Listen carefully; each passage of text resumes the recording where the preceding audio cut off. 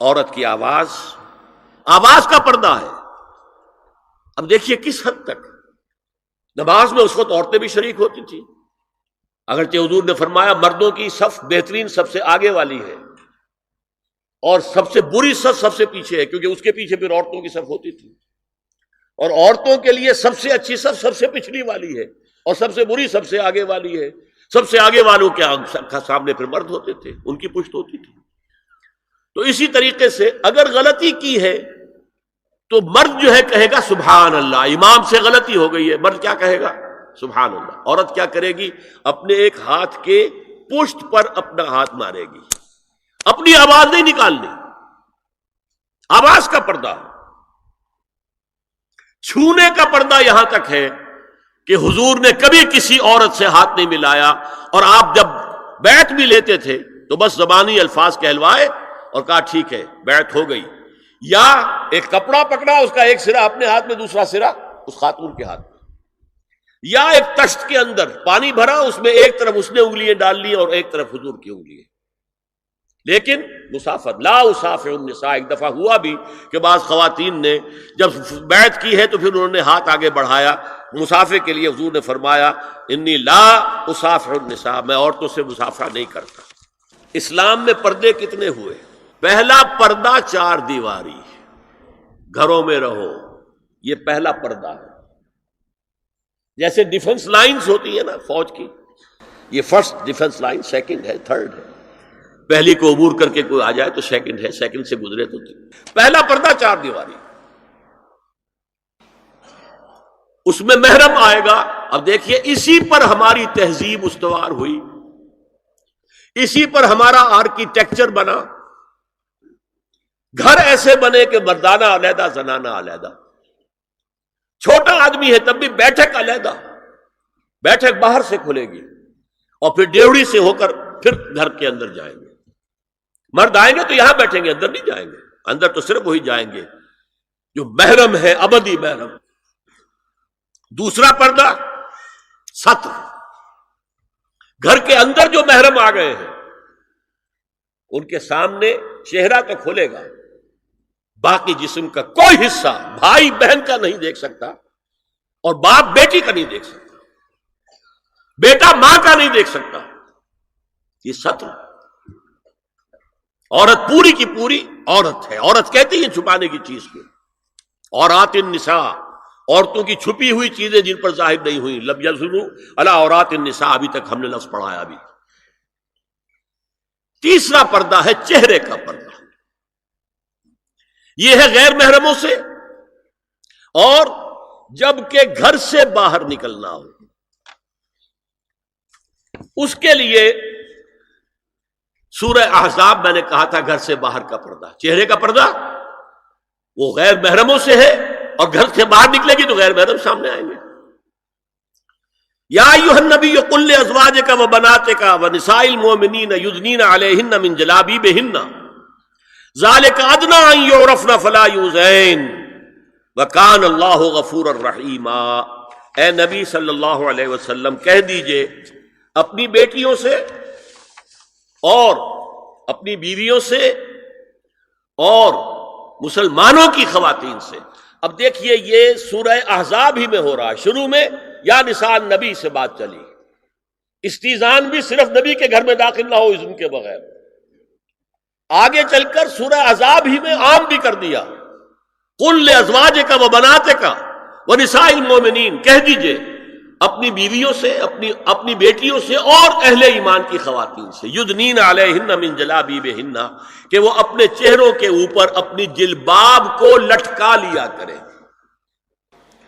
چہرہ چھپ جائے. اب اس کی تفسیر میں چاہتا ہوں کہ آپ کو جو مختلف مفسرین نے کی ہے وہ آپ کے سامنے میں رکھوں.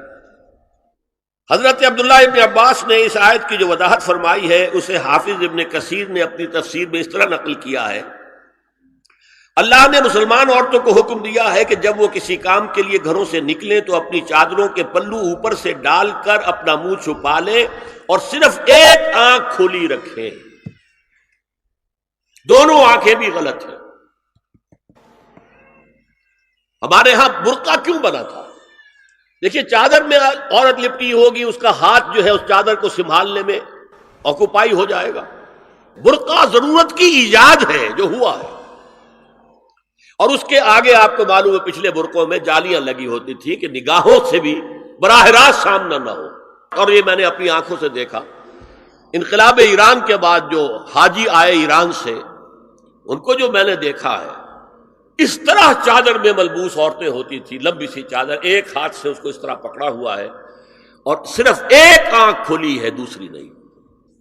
میں نے شروع میں کہا تھا ہمارے نزدیک اسلام دین ہے، صرف مذہب نہیں۔ اسلام قرآن اور سنت دونوں پر مبنی ہے، صرف قرآن پر نہیں۔ اسی میں ایک اضافہ کیجئے اس بات کا کہ حضور نے کئی حضرات سے یہ کہا، کہیں وہ رشتہ کر رہے تھے، کہ آپ نے ایک نظر دیکھ لیا ہے۔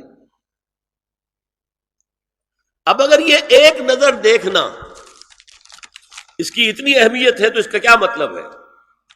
اگر تو صورتحال یہ ہوتی کہ ہر وقت چہرہ کھلا ہے، آ رہے جا رہے، تو ایک نظر دیکھنے کی کیا ضرورت ہے؟ وہ تو دیکھا دکھایا ہے۔ زمانہ آیا ہے بے حجابی کا، عام دیدار یار ہوگا۔ سکوت تھا پردہ دار جس کا، وہ راز اب آشکار ہوگا۔ تو ظاہر بات ہے وہاں پردہ ہو گیا تھا، تبھی تو تھا نا کہ ایک نظر دیکھ لو۔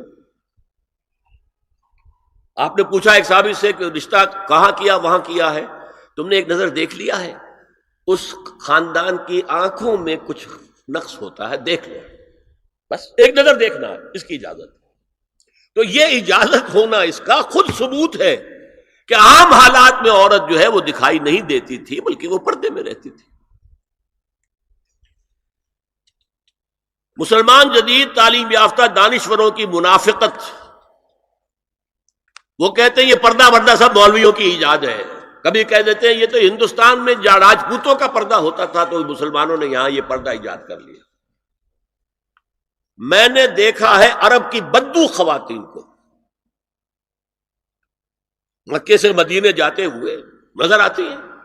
ایک خاتون اونٹ کی پوری قطار لے کر جا رہی ہے، ہاتھ میں لاٹھی ہے، پورا مکمل پردہ، چہرہ چھپا ہوا، آنکھوں کے اوپر بھی کوئی انہوں نے وہ حجاب سا بنایا ہوتا ہے خاص چھجا سا، اور ہاتھوں میں دستانے، پاؤں میں جرابیں۔ یہ کون سے راجپوتوں کا پردہ سعودی و عرب کی جو ہے ریگستانوں میں پہنچ گیا؟ بدو جب آتے ہیں اپنی عورتوں کو اسی حال میں لے کر آتے ہیں، اور ان کا یہ ہے کہ وہ احرام کا معاملہ بھی یہ ہے کہ یہاں چھجا بنا کر آگے چادر لٹکا لیتے ہیں، صرف چہرے سے مس نہ کرے بس۔ اور وہ پھر اپنی خواتین کو جب طواف کراتے ہیں تو ان کے گرد گھیرا ڈال لیتے ہاتھ سے ہاتھ پکڑ کر، تاکہ کسی اور کے ساتھ ان کا نہ کندھا لگے اور نہ کوئی اور جسم کا حصہ بس۔ یہ پردہ وہاں کہاں سے آ گیا؟ سر سید کا واقعہ تو میں آپ کو بتا چکا ہوں۔ اب ذرا علامہ اقبال، میں منافقت اس لیے کہہ رہا ہوں کہ ایک طرف ہمارا جدید دانشور طبقہ، مولوی ملاٹے دیوبندی ہوں، فلاں ہوں، یہ ہوں وہ ہوں، یہ دقیانوسی ہے، اصل میں تو سر سید احمد خان، اور پھر علامہ اقبال۔ علامہ اقبال کا حال کیا ہے وہ سن لیجئے آپ۔ انگریز سرکار لارڈ ولنگٹن کے زمانے میں علامہ اقبال کو اپنا گورنر بنا کر جنوبی افریقہ بھیجنا چاہتے تھی۔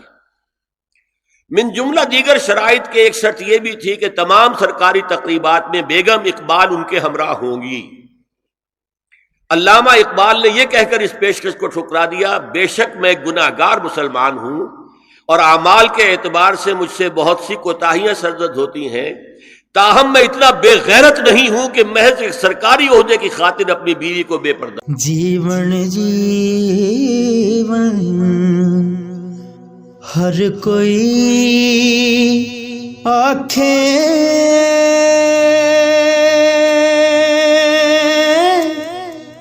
موت کھڑی سر اتے،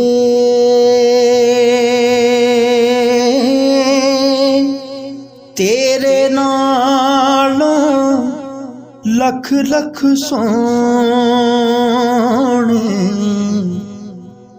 خاک اندر جا ستے